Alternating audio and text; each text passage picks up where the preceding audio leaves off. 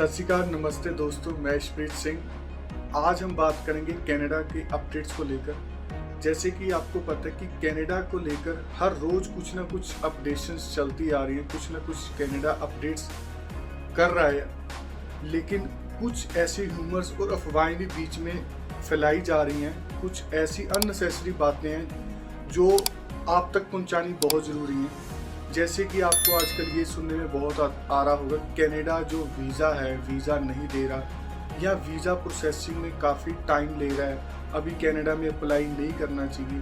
दोस्तों, हर चीज़ का एक पहलू होता है, हमें उसकी बैक साइड प्रॉपर बैकग्राउंड को देखना चाहिए कि अगर कुछ अपडेट्स या कुछ ऐसा मार्केट में ह्यूमर फैल रहा है तो क्यों फैल रहा है ऐसा ह्यूमर। सबसे पहले मैं आपको बात एक क्लियर कर दूं, अगर हम बात करें कनाडा टूरिस्ट वीज़ा की, टूरिस्ट वीज़ा को ऐसा कुछ नहीं है। टूरिस्ट वीज़ा में हाईएस्ट सक्सेस रेट आ रहा है, हर रोज़ हमारे पीपीआर आ रहे हैं, वीज़ाज आ रहे हैं और जो टाइम पीरियड है वो भी दिन बर दिन कम होता जा रहा है। अगर बात करें आज की, आज ही मेरे 3 वीज़ा आए हैं मेरी कंपनी में और जिसमें एक वीज़ा है जो सिर्फ 10 दिन में वीज़ा ग्रांट हुआ है।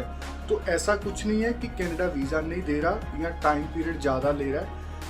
लेकिन अगर बात करें स्टडी वीज़ा की, हाँ, स्टडी वीज़ा में ज़रूर देखने को आया कि वीज़ा की जगह रिजेक्शन है वो बहुत सारी सामने आई है। बट उसका भी एक अगर आप देखें तो पीछे लॉकडाउन में इतना स्टॉक इकट्ठा हो रखा है कनाडा के पास और ज़्यादातर एजेंट्स ने प्राइवेट कॉलेजों में स्टूडेंट्स को अप्लाई करा था। तो ये बात समझने वाली है कि अगर हम प्राइवेट कॉलेज में अप्लाई करते हैं तो उसमें सक्सेस रेट 100 में से सिर्फ 10% रह जाती है और बैकलॉग इतना सारा स्टॉक इकट्ठा होने के कारण। और जो थर्ड सबसे बड़ा रीज़न सामने आ रहा है वो आपने न्यूज़ में भी सुना होगा कि कनाडा में पिछले साल 2 साल में इतने फेक डॉक्यूमेंट्स लगे हैं। एकेडमिक्स डॉक्यूमेंट्स की मैं बात कर रहा हूँ, आपके क्वालिफिकेशन डॉक्यूमेंट्स इतने फेक लगे हैं, बैंक स्टेटमेंट्स इतनी फेक लगी है कि कनाडा इसी कारण जो है रिफ्यूज़ल दे रहा है। तो सबसे पहले टूरिस्ट वीज़ा की हम बात करें, टूरिस्ट वीज़ा में ऐसा कुछ नहीं है, सक्सेस रेट बहुत ही बढ़िया चल रही है। मैं कहूँगा कि आज तक इतनी बढ़िया सक्सेस रेट 2018 में देखने को मिली थी और अब लॉकडाउन के बाद 2022 में सक्सेस रेट चल रही है। और अब अगर टाइमिंग की बात करें, हाँ, बहुत सारे हमें क्वेश्चंस होते हैं, कमेंट्स आते हैं, इंक्वायरीज आती हैं क्लाइंट्स की कि मैंने अप्लाई कर रखा है बट मेरा वीज़ा नहीं आया, इतना टाइम हो गया। तो सबसे पहले मैं उनको बात एक क्लियर कर दूं, कनाडा एम्बेसी के पास लाखों की तादाद में केस जो उनके पास पड़े हैं। तो अगर हम बात करें कि कनाडा सिर्फ हम पे ही कंसिडर करेगा कि जैसे मैं पंजाब से हूँ, हरियाणा से हूँ या किसी अदर स्टेट से हूँ, इंडिया से हूँ, तो साथ मेरे ऊपर ही फोकस करे कनाडा, ऐसा पॉसिबल नहीं है। ऑल ओवर वर्ल्ड से कनाडा में अप्लाई होता है। तो कनाडा प्रायोरिटी केस को देख रहा है।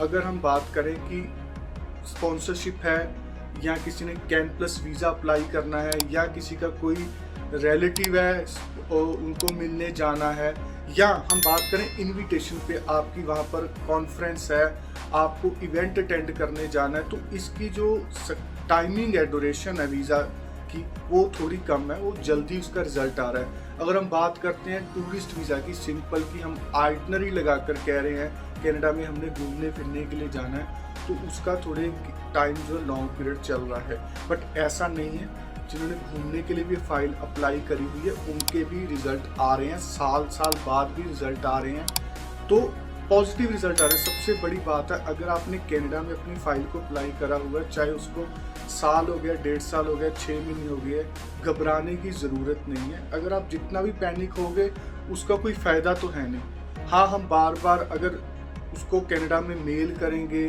तो उनको बार बार रिमाइंड कराएंगे कि मेरे को रिज़ल्ट दो, वेब फॉर्म बार बार रिलीज़ करेंगे तो इसका भी हो सकता है नेगेटिव इफेक्ट पड़ जाए। तो हम अपने क्लाइंट्स को तो बार बार वेब फॉर्म रिलीज़ करने के लिए उसको मना करते हैं। अगर हमें क्लाइंट फोर्स करता है कि नहीं मेरी जो मैं जिस डेट में ट्रैवल करना था वो डेट मेरी निकल गई है, तो अब मेरा वीज़ा कैसे आएगा, तो उसको हम बार बार यही समझाते हैं कि कनाडा में अगर आपने जिस ट्रैवल डेट अगर आपकी निकल भी जाती है तो उसमें घबराने की बात नहीं है। इसमें आपकी फ़ाइल को कोई असर नहीं पड़ेगा, कोई आपके वीज़ा सक्सेस रेट में फ़र्क नहीं पड़ेगा। वेब फॉर्म एक बार हम रिलीज़ कर देते हैं, लेकिन हम अगर बार बार रिलीज़ करेंगे तो पॉपअप होएगी, फाइल कनाडा की नज़रों में आएगी, तो हो सकता है वो जल्दी उसको रिजेक्शन मार दे। तो घबराने की ज़रूरत नहीं है। अगर आप कनाडा घूमने फिरने का प्लान कर रहे हैं तो दोस्तों ये राइट टाइम है अप्लाई करने का। हर रोज़ वीज़े आ रहे हैं, डेली। ऐसा कोई दिन नहीं जिस दिन कनाडा का मल्टीपल वीज़ा हमारा नहीं आ रहा।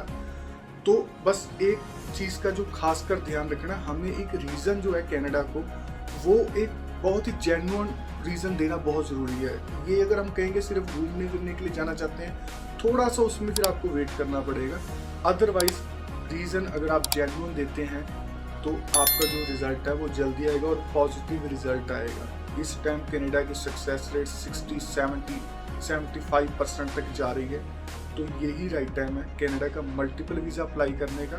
हाँ, जो ह्यूमर्स फैल रहे हैं कि कनाडा वीज़ा नहीं दे रहा, इनसे प्लीज़ दूर रहें, क्योंकि ये सब जितने मुंह उतनी बातें, ये सिर्फ होता है कि कनाडा में उसका रिजल्ट नहीं अच्छा आ रहा तो वो कहता है मेरे पास दूसरे केसेस आ जाएं, किसी और कंट्री में अप्लाई कर दूं।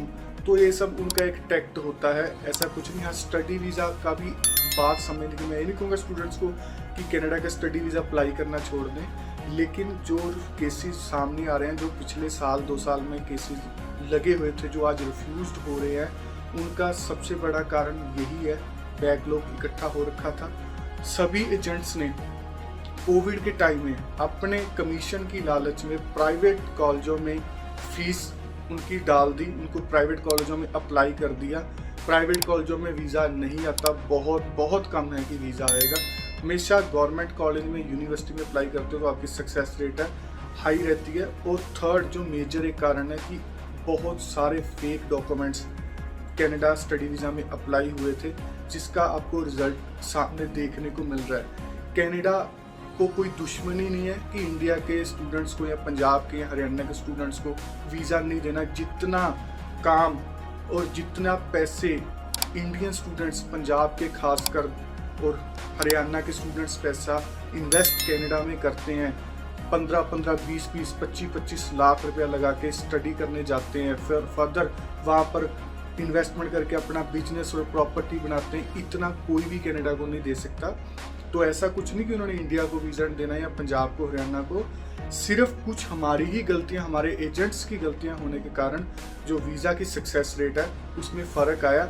अगर आप जेन्युइन स्टूडेंट हैं तो वीज़ा में कोई फ़र्क नहीं आएगा, आपका वीज़ा सक्सेस रेट में। आपको वीज़ा कनाडा देगा ज़रूर देगा, लेकिन आपको ज़रूरत है सही जानकारी की, अवेयरनेस की सबसे पहले ज़रूरत है। क्योंकि जब हम नेगेटिव हो जाते हैं ना इधर उधर की बातें सुन के, तो फिर हमारे आले दुआले नेगेटिवनेस फैलनी शुरू हो जाती है, तो हमें हर वक्त बेफालतू की चिंता लगी जाती है। तो उस चीज़ों से दूर रहें, खुद सर्च करें, किसी की बात पे ट्रस्ट ना करें, हमेशा हर बात के पीछे की गहराई तक जरूर जाएं, फिर ट्रस्ट करें।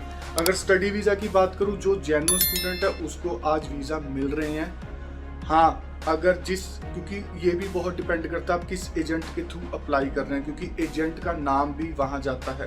तो जब आपका नाम भी अगर ख़राब हो रखा हो तो उसमें भी आपको वीज़ा लेने में काफ़ी दिक्कत स्टूडेंट को मिल सकती है।